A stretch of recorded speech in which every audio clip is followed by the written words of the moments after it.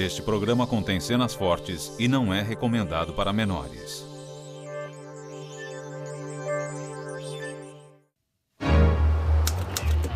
Os piores assassinos vivendo na casa ao lado.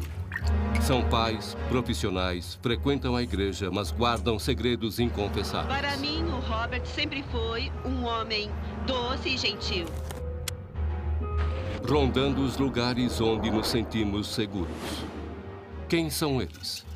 Onde se escondem? Já lhe disse que não vamos nessa direção. Por que a mentira é uma arma tão poderosa nas mãos de um assassino?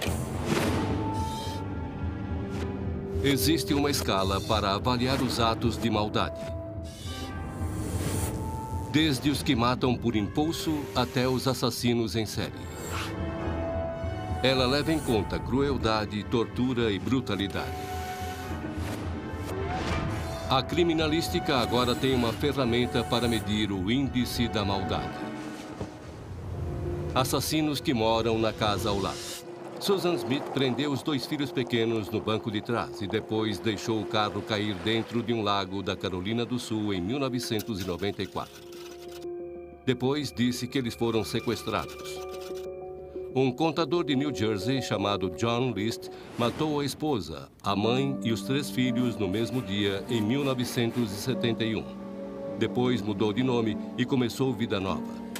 Dennis Rader, o famoso assassino BTK, torturou com brutalidade 10 de seus vizinhos em Wichita entre 1974 e 1991. Depois passou uma década escondido. Todos esses casos são de assassinos que enganam os que estão à sua volta. Seus atos são de uma maldade incompreensível. Mas nem todos os assassinos que enganam são iguais. Eles mentem de formas e por motivos diferentes. Agora existe uma escala que mede os vários graus de maldade. Ela considera os motivos, o método e a maldade de um homicida. O criador dessa escala é o Dr. Michael Stone, psiquiatra forense da Universidade de Colômbia. Assassinos que mentem são 2 vezes piores. Eles não só infligem sofrimento, como usam da mentira para atrair a vítima. Stone começa fazendo perguntas-chave. Quais são os antecedentes? Quantos foram brutalizados pelos pais? Quais são as características dessa personalidade? É possível nascer mal? O Dr. Stone considera esses assassinos de 2 formas. Quanto mais perverso o crime e mais premeditada a mentira, maior o índice na escala. Eu creio que todos sabem quem são estes 2. Carolina do Sul, 1994. O público é testemunha de uma mentira arrepiante contada por uma mulher e mãe chamada Susan Smith. Gostaria de pedir a quem estiver com os meus filhos que, por favor, traga-os para casa. Ela alegou que um homem negro havia sequestrado seus 2 filhos. Susan Smith apelou para o maior temor dos pais, um sequestro. Ela recebeu o apoio de todos os lados. Apesar de ser separada, o pai de seus filhos ficou ao seu lado. E durante vários dias a comunidade uniu-se em torno da mãe arrasada. Novos fatos sobre o caso estão sendo verificados neste momento. Mas parece que não são tão promissores quanto nós esperávamos. Mas a cada dia que passava, mais a polícia desconfiava dela. Até que ela foi submetida a um detector de mentiras. A pergunta que provocou a reação mais forte foi: você sabe onde estão seus filhos? Não se passa 1 minuto sem que eu pense nos meninos. E eu rezo pedindo a Deus que quem esteja com eles entenda que eles fazem falta e que são mais amados que qualquer outra criança. As pistas para suas mentiras podem estar na sua infância. Uma infância que, por trás das aparências, foi muito atormentada. 1985. Susan Lee Vaughn era uma boa aluna e até trabalhou num hospital como voluntária. Mas em casa, a vida da estudante certinha era uma tragédia. Após o divórcio dos pais, quando ela estava com 6 anos de idade, seu pai suicidou-se com um tiro. Durante a adolescência, ela própria tentou se matar 2 vezes. ambas em decorrência de experiências com o sexo oposto. Primeiro aos 13 anos, quando foi molestada pelo padrasto. E novamente aos 17, quando um homem casado com quem ela saía terminou o romance. Aos 21 anos, Susan Smith estava casada e tinha 2 filhos, mas seu casamento desmoronou e ela estava se envolvendo com outros homens. Susan Smith tinha um histórico de instabilidade com os homens. Creio que essa é uma pista para o que ela viria a fazer. 1994, ela começou um caso com um executivo importante da empresa onde trabalhava. Susan tinha certeza de que aquele homem lhe daria uma nova vida, mas o que ela recebeu foi uma carta. Você, sem dúvida, será uma ótima esposa para algum sujeito de sorte, mas infelizmente não serei eu. Existem coisas sobre você que eu não quero para mim, e eu estou sim falando dos seus filhos. Quando as crianças desapareceram, ela foi submetida a um segundo, terceiro e depois a um quarto teste no detector de mentiras. Sempre na mesma pergunta, ela ficava agitada. Você sabe onde seus filhos estão? Quero dizer aos meus bebês que a mamãe ama muito vocês. E eles percebem algo diferente. Ela chora, mas as lágrimas não correm. Coloquei toda a minha fé e confiança no Senhor. 9 dias depois do desaparecimento de seus filhos, ela confessou um crime inimaginável. Susan Smith dirigiu até a beira de um lago com os 2 filhos presos, dormindo no banco de trás. Ela desceu do carro e ficou olhando enquanto ele caía lentamente na água. Foi um ato que alguns considerariam de pura maldade. O Dr. Stone analisa o crime de Susan Smith e o seu motivo. Ela queria continuar o romance com um homem que não queria seus filhos. Mesmo com seu histórico, o ato de uma mãe que mata seus filhos seria considerado maldade. Ela é como outras pessoas que matam seus familiares, nível 7 na minha escala. Para o Dr. Stone, a mentira duplica a maldade. Ela seria considerada ainda pior porque tentou envolver e enganar o público. Por causa de suas mentiras, o Dr. Stone a coloca mais acima na escala, no nível 10 dos assassinos egocêntricos que matam as pessoas que são pedras no seu caminho.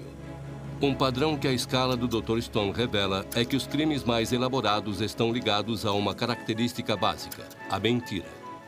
Os detectores de mentira não avaliam mentiras. Eles avaliam o estresse de mentira através dos batimentos cardíacos, da respiração e da transpiração. E esse método pode não ser preciso, mas agora novas técnicas, como o da ressonância magnética, permitem aos cientistas examinarem a fonte das mentiras, o cérebro. Isso pode dar aos investigadores uma visão surpreendentemente nova sobre os mentirosos. Na Universidade de Harvard, o Dr. Giorgio Ganis está usando essa tecnologia para observar uma mentira que está sendo construída no cérebro. Tente ficar com a cabeça parada. No scanner, o sujeito vê uma série de perguntas e nós dizemos a ele quando mentir e quando dizer a verdade. Os sujeitos passam pela ressonância magnética e são instruídos a contar vários tipos de mentiras. Califórnia. Ônibus. Quando se conta uma mentira, existe mais ativação desta área do que quando se diz a verdade. Esse tipo de dado mostra, pela primeira vez, o que se passa no cérebro quando a pessoa mente. Estudos anteriores presumiam que existe apenas um tipo de mentira, mas o Dr. Ganis viu algo diferente. Ele observou 2 tipos distintos de mentiras. As mentiras espontâneas ditas uma única vez, de improviso, e as mentiras ensaiadas, que são repetidas durante um longo período de tempo, como as mentiras de Susan Smith. É tão injusto que alguém tenha sequestrado 2 crianças tão lindas. As mentiras ensaiadas requerem menos atividade cerebral. Na teoria, uma mentira ensaiada, como a que Susan Smith tentou contar, seria mais fácil, mas ela não conseguiu sustentá-la. Talvez Susan Smith não tenha cérebro suficiente para isso. Outras pesquisas analisam mentirosos patológicos mais experientes. Na Universidade do Sul da Califórnia, o Dr. Adrian Wren está participando do primeiro estudo de mentirosos patológicos feito com imagens. Nós perguntamos, será o cérebro dos mentirosos patológicos diferente do cérebro das demais pessoas? E a resposta é, sim, ele é. Eles estão descobrindo que a estrutura do cérebro dos mentirosos patológicos é maior. O mentiroso patológico tem mais matéria branca na região frontal do cérebro. Pessoas que passam a vida como mentirosos patológicos têm 26% mais matéria branca no córtex pré-frontal, a área do cérebro que se usa para contar uma mentira. Algumas pessoas podem estar equipadas para mentir melhor e com mais frequência. Alguns mentirosos são mais perigosos do que outros. Na minha opinião, os mentirosos como Susan Smith não são os mais perigosos. Os assassinos cuidadosos, metódicos, que patologicamente enganam todos à sua volta, são os mais maldosos.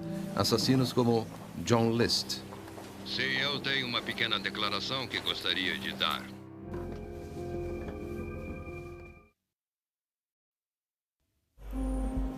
O psiquiatra forense Dr. Michael Stone está usando sua escala para mostrar por que a mentira é uma arma perigosa no arsenal da maldade. Assassinos como John List, cuja mentira complexa começou com uma carta. Caro pastor, lamento acrescentar mais este peso à sua obra. Sei que o que foi feito é errado por tudo que aprendi e que nenhum dos meus motivos pode justificá-lo. Em 9 de novembro de 1971, um contador desempregado no subúrbio de New Jersey resolveu agir por conta própria. O que é talvez mais chocante é a maneira calma e indiferente com que ele levou a cabo seus crimes. Os esforços de John List para criar a imagem de uma família normal e bem-sucedida não estavam funcionando. Ele não ganhava o suficiente, a saúde de sua esposa estava se deteriorando e as contas estavam se acumulando. Sua única explicação para os atos revoltantes que iriam se seguir foi deixada numa série de cartas. Tudo o que eu tenho parece estar se desmoronando. É verdade que poderíamos ter ido à falência, vivendo do auxílio do governo. Quando sua esposa estava tomando o café da manhã, ele lhe deu um tiro na cabeça.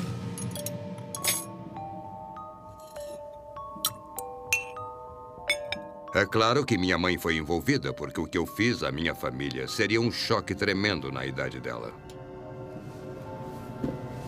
John List em seguida subiu a escada e atirou na própria mãe.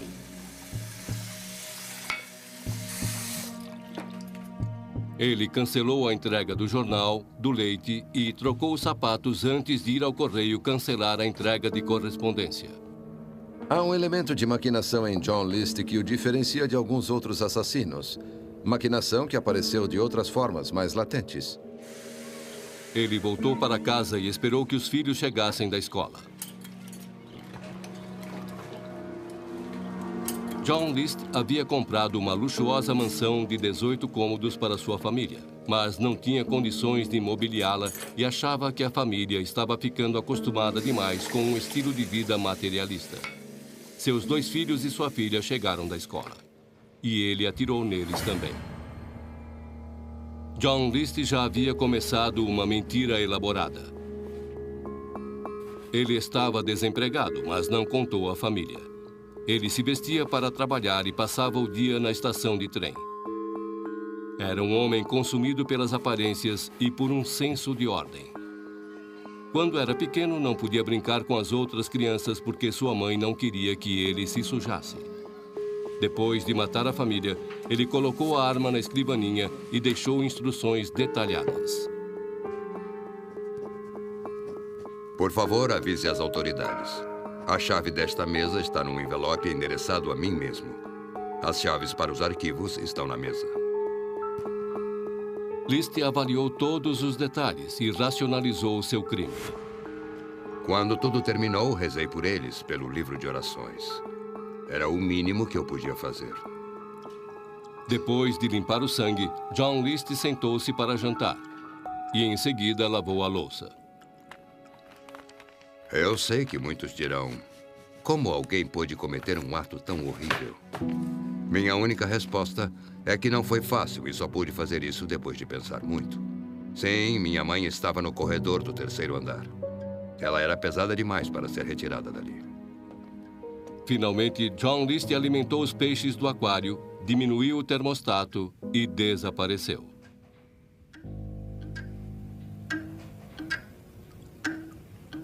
A maneira como racionalizou os assassinatos e depois fugiu mostra extrema covardia em John List. Ninguém sabia o que havia acontecido com John List. Anos depois, as autoridades já haviam há muito desistido de procurá-lo. Pronto.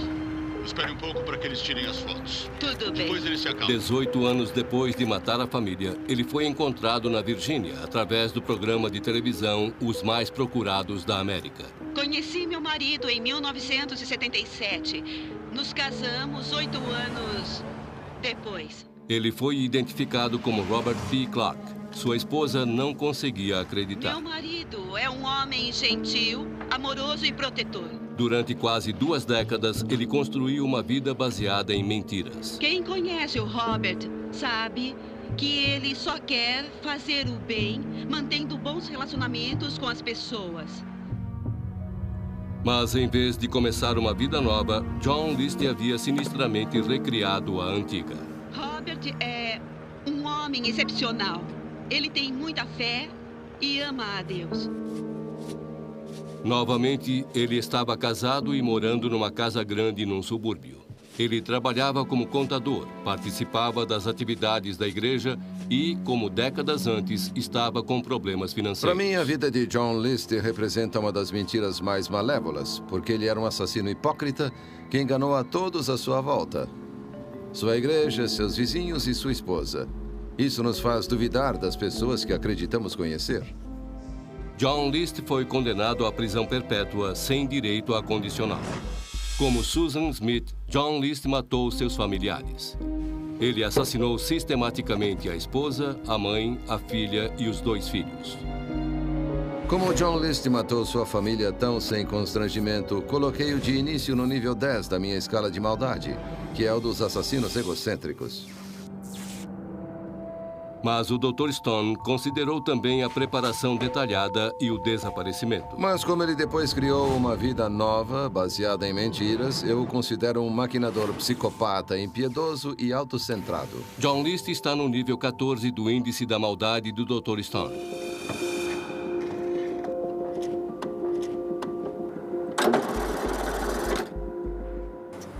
Assassinos que mentem, como Susan Smith, que ocultam sua identidade, como John List, abalam nossa tranquilidade e confiança. Nem os que vivem nas comunidades mais pacatas estão imunes à mentira. Muitos assassinos mentem para esconder seus crimes. Mas quanto mais alto o índice na escala da maldade do Dr. Stone, mais complexas se tornam as mentiras. Mentir permite aos assassinos criar álibis, mudar de identidade e começar vida nova. Great Falls, em Montana, sentiu na pele o estrago provocado pelos que enganam. O sargento John Cameron está aposentado da polícia. Ninguém conseguia acreditar no que estava acontecendo em Great Falls, que é uma cidadezinha em Montana bem isolada. Todos aqui se sentiam seguros, mas de repente não havia mais segurança.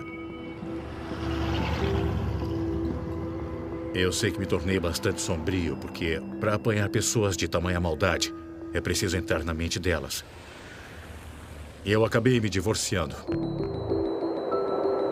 Na manhã de 6 de fevereiro de 1996, Zack Ramsey, de 10 anos, saiu de casa como sempre para ir a pé para a escola. Era por este beco que o Zack passava sempre para ir à escola. Depois de atravessar aquela rua bem na frente, ele desapareceu e nunca mais foi visto. De início, a cidade uniu-se para apoiar a mãe desesperada. Em 96, quando o Zack desapareceu, foi por volta da mesma época em que Susan Smith colocou os filhos num carro e o empurrou para dentro d'água, para depois aparecer na televisão mentindo em cadeia nacional. Os pais de Zack também tornaram-se suspeitos. Durante 3 anos, a mãe foi considerada suspeita e, para falar a verdade, eu nunca desconfiei dela. A mãe do menino acabou sendo excluída da lista de suspeitos. À medida que os anos passavam, as esperanças diminuíam. Em fevereiro de 2000, houve uma reviravolta no caso. A polícia acusou este homem, Nathan Barjona, pelo sequestro e assassinato de Zack Ramsey. A investigação revelou outras vítimas, 2 meninos que Barjona sequestrou e violentou. Ele foi condenado por esses crimes e está agora cumprindo pena de prisão perpétua.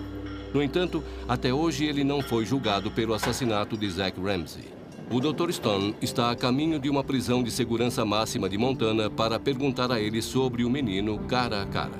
Há certas coisas que são tão fortes na lista de tabus sociais que a tendência das pessoas que cometem esses atos é negar ou mentir.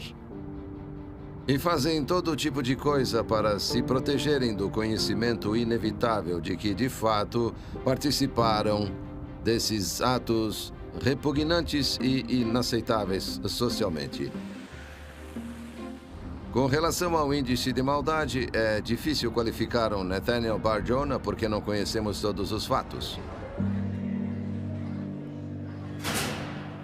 Sr. Bar-Jonah, eu estava fazendo as contas esta manhã e percebi que há 10 anos e 10 dias, um menino de 10 anos de idade desapareceu. O senhor pode me dizer alguma coisa sobre isso?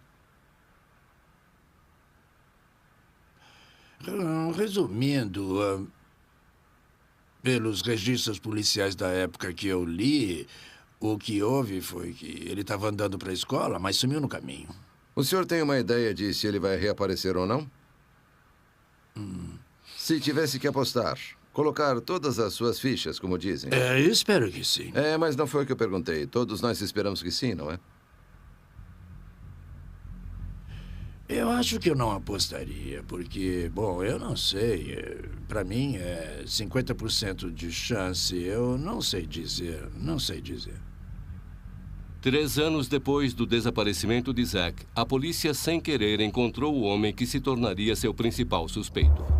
Em dezembro de 99, 3 anos depois que Zack Ramsey desapareceu, um dos nossos investigadores estava passando de carro numa rua aqui, perto do Colégio Lincoln, e viu um homem vestido de policial parado na esquina.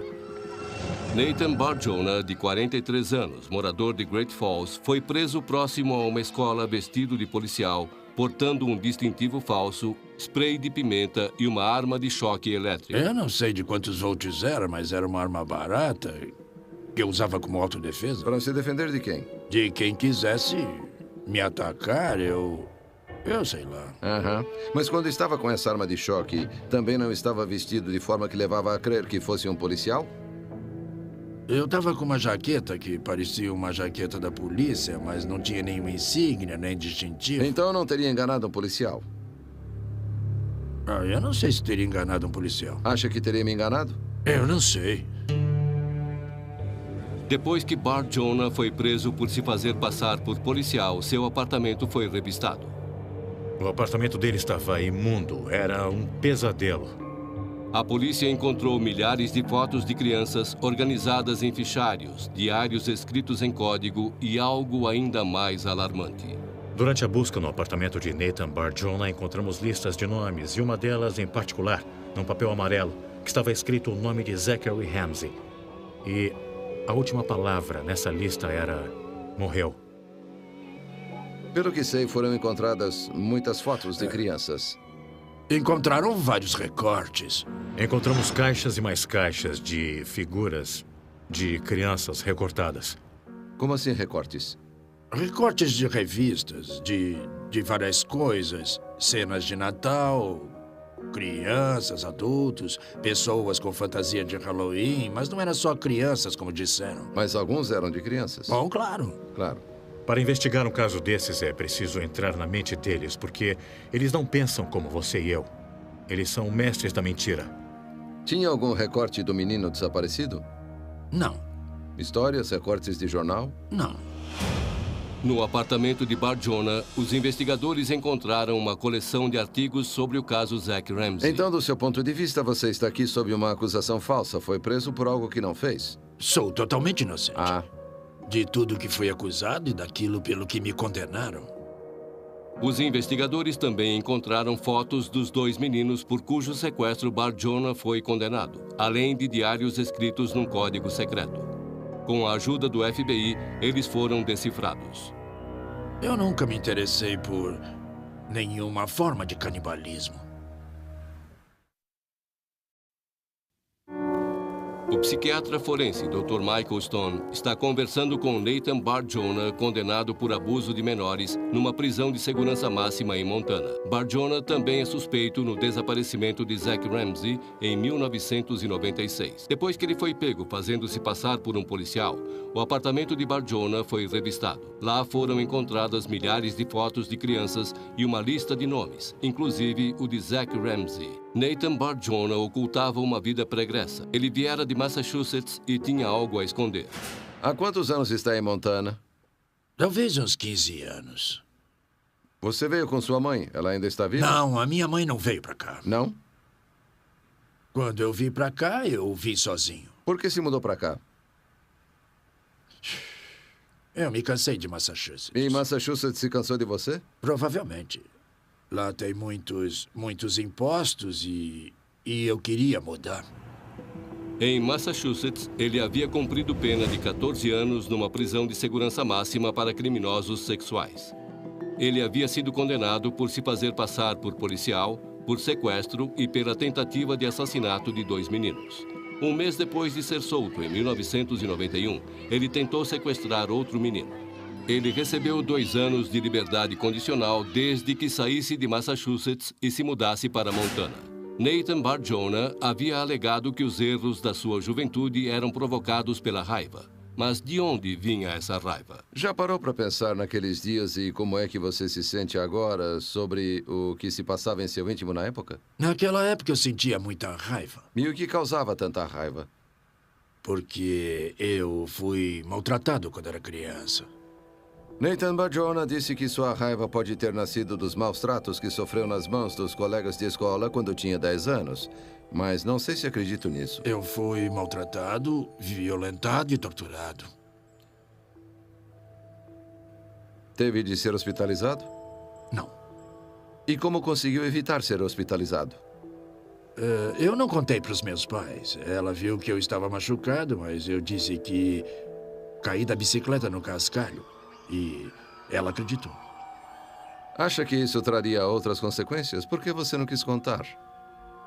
Porque me disseram que se eu contasse, eles iriam me matar. E eu acreditei. Bom, olha só. Inclusive, eu só falei sobre isso 20 anos depois. Sei. É claro que nessa altura, todas as marcas já tinham desaparecido. Bom, as marcas no corpo, sim. Mas não as marcas emocionais. Você acredita que era um alvo? Que era mais propenso a ser vítima de gozações e provocações do que os outros garotos? Eu acho que não. Na verdade, eu e um amigo fomos atacados. Sei. E a gente só estava jogando bola. A que horas do dia foi isso? Isso foi durante o dia, no verão. Eu não me lembro exatamente se foi de manhã ou de tarde, mas... Depois do encontro, fiquei com a impressão de que ele estava mentindo, pelo menos quanto à magnitude do que lhe aconteceu aos 10 anos de idade. Porque, se fosse verdade, ele teria ficado tão machucado que acabaria no pronto-socorro. Ele não teria conseguido guardar tudo para si durante 20 anos. Foi um pequeno incidente tornado desproporcional para se encaixar na história que justifica as coisas que ele veio a fazer depois. O sargento John Cameron foi o chefe das investigações no desaparecimento de Zack Ramsey. Ele tinha uma enorme quantidade de informações para esconder. Ele tinha um passado que, quando eu soube o que ele havia feito com tantas vítimas, eu achei que era loucura o fato de ele estar solto, de estar livre. E cumpriu pena de recuperação para criminosos sexuais numa prisão de segurança máxima. Por que foi? Foi por tentativa de homicídio. Sei. E o que aconteceu exatamente? Eu não vou falar sobre isso. Tá bom. Isso tudo já é coisa do passado. Quando o sargento Cameron revistou o apartamento de Barjona, encontrou cadernos escritos em código. Para ele, aquela complicada mentira estava se tornando ainda mais malévola. Resumindo, ele tinha receitas escritas para ensopado de garotinho e criança frita. Eram coisas horríveis sobre canibalismo. E todas as provas que foram encontradas no seu apartamento? Havia milhares de fotos, muitas de meninos. Havia receitas, havia coisas escritas em código. Eu não tinha nada em código. Mensagens ou outro tipo. Os relatórios mostram repetidamente que, enquanto esteve em Massachusetts, você também tinha fantasias, curiosidade sobre como seria o gosto da carne humana. Nunca tive interesse em nenhuma forma de canibalismo. Os investigadores encontraram 21 fragmentos de ossos de criança. Passamos um tempo enorme procurando provas, por menores que elas fossem. Estávamos 3 anos atrasados.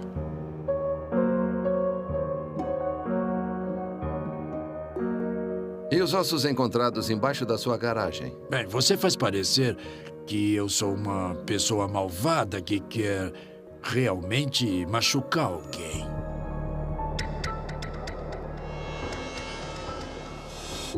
Quando os investigadores obtiveram o resultado do exame de DNA dos fragmentos de osso, a história de Nathan Bart Jonah ficou ainda mais complexa. Os ossos não eram de Zack Ramsey. Mesmo sem a prova de DNA, o julgamento de Bart Jonah foi marcado para 2003, mas ele teve uma ajuda inesperada da mãe do menino desaparecido. Convencida de que Bart Jonah não era o assassino de seu filho e determinada a continuar procurando por Zack, ela decidiu não depor e o caso foi arquivado. Ela me fez várias perguntas. Por exemplo, se eu tinha pegado o filho dela. Eu falei que não. E ela disse, bem, eu sei o que é ser acusada falsamente. E ficou por isso mesmo, e aí ela foi embora. Eu acho que ele gosta desse tipo de coisa. Ele gosta do fato de que ele pode enganar todo mundo. Para ele, é um jogo. Nathan Bart Jonah nunca foi julgado pelo sequestro e assassinato de Zack Ramsey. Ele foi condenado por sequestrar e violentar 2 outros meninos e está cumprindo pena de 130 anos sem possibilidade de condicional. A identidade da criança cujos ossos foram encontrados embaixo da sua garagem ainda é desconhecida. E Zack Ramsey, que desapareceu a caminho da escola em 1996, ainda não foi encontrado. Novamente falando sobre o menino que desapareceu, o que mais você tem a dizer? Que eu sou inocente. Mas, pessoalmente, John Cameron não acredita nele. Eu acho que Nathan Bart Jonah está mentindo.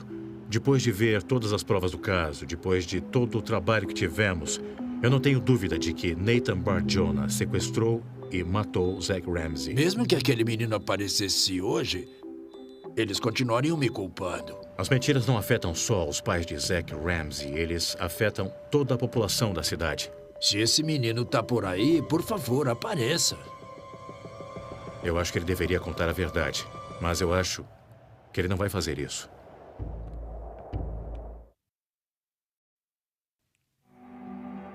O psiquiatra forense Dr. Michael Stone acabou de conversar com Nathan Bart Jonah, suspeito de ser um assassino canibal, para avaliar seu índice de maldade. É um desafio ainda mais difícil por causa das mentiras. A capacidade que ele tem de se esquivar da verdade e contornar a realidade é impressionante. Quando você mente sobre um assassinato, está roubando a vida da vítima e tira dos familiares a chance de pôr um fim, de saber realmente o que aconteceu.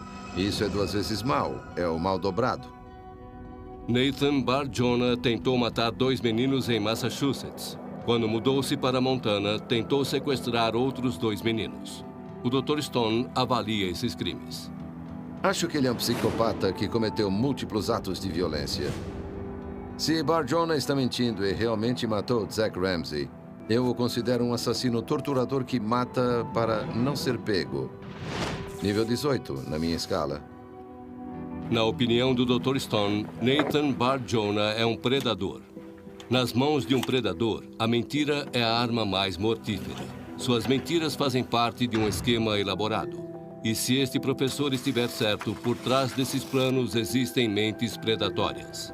O Dr. Adrian Rain, da Universidade do Sul da Califórnia, acredita que a mente dos que matam muitas vezes é fisicamente diferente da dos que matam uma vez, por impulso. E nessa diferença física está a chave para entender a vida dupla que eles levam. Surpreendentemente, nunca houve um estudo funcional por imagens sobre os assassinos para saber se seu cérebro é diferente. Ele levou 41 assassinos condenados da prisão para o seu laboratório. Existem 2 tipos de assassinos. Há os que são emocionais, impulsivos, e existem os predadores de sangue frio. Dividimos os assassinos nesses 2 grupos com base nos seus antecedentes. Ele acredita que a diferença subjacente entre esses 2 tipos de assassinos está, na realidade, no impulso que todos nós temos, a agressividade. Se o Dr. Wren estiver correto, os que matam por impulso não conseguem administrar tão bem a agressividade quanto os predadores. E o cérebro vai mostrar isso. Os prisioneiros foram levados até o aparelho, retiramos as correntes e eles tomaram parte na experiência. O Dr. Wren concentrou-se na região do cérebro que regula a agressividade. Esta parte do cérebro, que fica logo acima dos olhos, aqui atrás da testa, está envolvida na regulagem e controle do comportamento. Se eu me zango com você, se você me irrita e me aborrece, uma parte de mim sente raiva, quer pegar uma faca e enfiar no seu coração. O que me impede de fazer isso? O córtex pré-frontal. Ele é o anjo guardião do comportamento. Ele diz: espere, pare, não pegue a faca. Não nessa situação, não agora. Por aí, não. Foi feita a varredura do cérebro de todos os assassinos. Quando o sujeito chega, ele recebe uma injeção com um radioisótopo. Esse isótopo liga-se à glicose no sangue. O cérebro usa a glicose como combustível. Portanto, aonde a glicose vai no cérebro, o isótopo radioativo vai junto. O isótopo radioativo destaca a atividade do cérebro, permitindo que o Dr. Wren desvende o trajeto dos pensamentos do assassino. O sujeito que vai se submeter à varredura é colocado numa plataforma que depois desliza para dentro do scanner. Como o Dr. Wren suspeitava, os cérebros dos diferentes tipos de assassinos têm aparência distinta. Comparados aos assassinos por impulso, os predadores têm um funcionamento melhor do córtex pré-frontal. Isso faz sentido porque para planejar cuidadosamente e ter controle de um homicídio, é preciso um bom funcionamento do córtex pré-frontal. E no mundo do Dr. Michael Stone, isso significa que eles são capazes de atos ainda mais perversos. São os predadores que conseguem planejar e levar uma vida dupla. Assassinos como BTK. Matei com perversão, intenção e premeditação. É um cenário de médico e monstro, onde há um indivíduo, como o assassino BTK, que aparentemente leva uma vida completamente normal. Ele parece se encaixar bem na sociedade. Mas à noite ele se revela outra pessoa. E mata, planeja e controla. Ele tem um bom funcionamento frontal que permite isso e pode passar anos caçando pessoas, sem ser pego. Ele era um predador intencional e sistemático, analisando silenciosamente a comunidade em busca da próxima vítima. Eu tinha muitos projetos, eram várias pessoas da cidade que eu seguia e observava.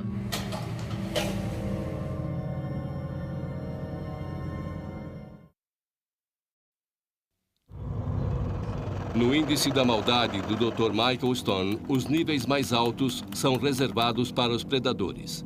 Muitos desses homicidas parecem normais. Harold Shipman era um médico respeitado numa pequena cidade da Inglaterra, até que a polícia descobriu que ele matou centenas de pacientes com injeções de heroína. John Wayne Gacy Jr. dava festas para os vizinhos enquanto dezenas de cadáveres estavam enterrados no porão. Eles eram assassinos predadores que levavam uma vida dupla. Assassinos como BTK. Como Susan Smith, ele enganou toda uma comunidade. Como John List, ele escondeu seus crimes. O assassino BTK levou a mentira a extremos aterrorizantes. Para mim, o BTK é o mais perverso dos mentirosos, porque usou da mentira para aterrorizar sua própria comunidade. Isso ficou claro desde o primeiro crime. BTK começou a carta de hoje com uma pergunta. Quantos eu tenho que matar antes que coloquem meu nome no jornal e me deem atenção a nível nacional? Wichita, 1974. BTK apresentou-se com uma carta misteriosa. Linha após linha, a carta revelava os detalhes de uma matança repugnante. Ele assassinou uma família inteira, colocando sacos na cabeça das pessoas e estrangulando uma a uma com as próprias mãos. Eu nunca havia estrangulado ninguém antes e não sabia o quanto teria de apertar e quanto iria demorar. Para ele, a mentira era um jogo. Se fosse conhecido e temido, ele estava ganhando. Ele criou uma persona criminosa para aterrorizar a comunidade. BTK, sigla em inglês para amarrar, torturar e matar. E cada assassinato tenebroso vinha acompanhado de uma declaração, um poema, cartas, bonecas, tudo feito para alimentar o medo generalizado. Num dos casos, ele próprio chamou a polícia. Sim, houve um assassinato no número 843. Em público, o alter ego BTK queria atenção. Em particular, o assassino revivia os homicídios amarrando a si próprio e tirando fotos. As fotos mostram o quanto ele saboreava a emoção do crime e o quanto se orgulhava da sua capacidade de não ser apanhado. No decorrer de 17 anos, ele matou 10 pessoas do seu próprio bairro, arrombando suas casas, amarrando, lentamente torturando e estrangulando as vítimas até a morte. Mas em 1991, o assassino BTK entrou misteriosamente num longo período de silêncio. Com o decorrer dos anos, Wichita presumiu que ele fosse coisa do passado. Em 2004, a mídia divulgou o 30º aniversário do primeiro assassinato de BTK. Após 13 anos de silêncio, ele queria ser o astro daquela cobertura.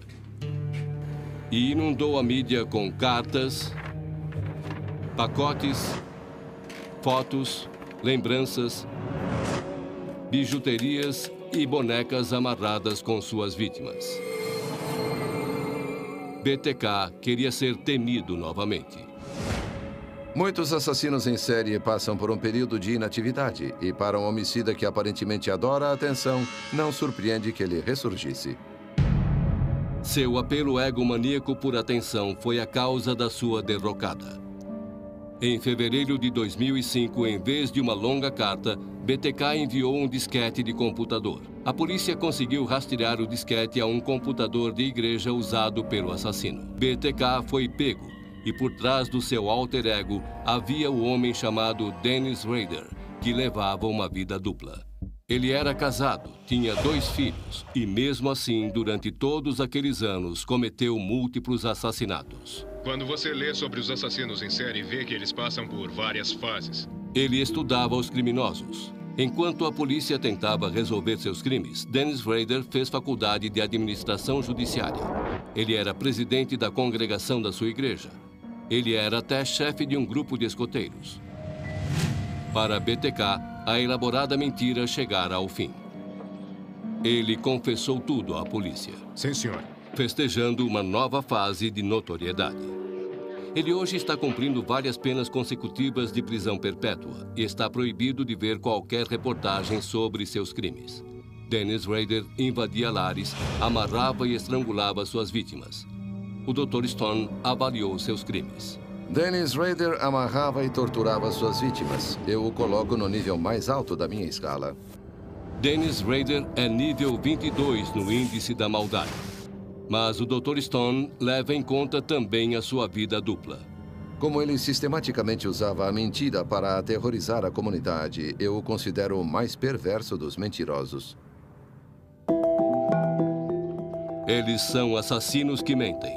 Por fora parecem bons cidadãos, mas são homicidas disfarçados. Alguns assassinos em série que levavam vida dupla eram considerados pelos vizinhos e colegas como pessoas trabalhadoras, boas e generosas, mas tinham esse outro lado. Eles mentem, fogem e aterrorizam. Nas suas mãos, a mentira se transforma na mais mortífera das armas. De uma certa forma, também nos tornamos suas vítimas, envolvidos em suas maquinações, porque acabamos desconfiando das pessoas nas quais acreditamos em nossa própria comunidade. E para os que matam e mentem, o Dr. Michael Stone continua sua jornada em meio à confusão e morte, tentando entender melhor a mente homicida, avaliando-a no seu índice da maldade. Versão brasileira, DPN Santos.